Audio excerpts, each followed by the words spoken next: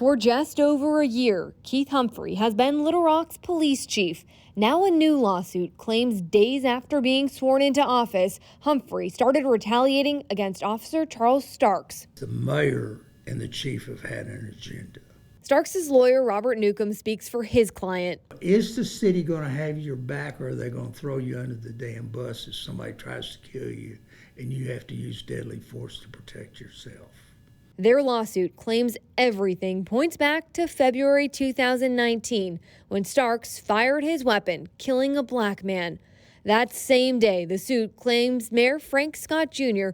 asked if Starks could be fired and later rushed the police department investigation in order to fire Officer Starks as soon as possible. 2 months later in April, Humphrey was sworn in as the new police chief.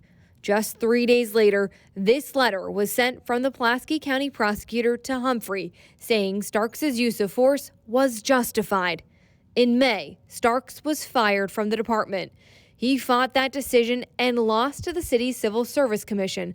But before his time was up to appeal, Humphrey sent this letter to the state, saying Starks exhausted his appeals and should be decertified as an officer. At a minimum, it shows incompetence. Starks did appeal and was ultimately reinstated in January 2020 as an officer by a circuit court judge.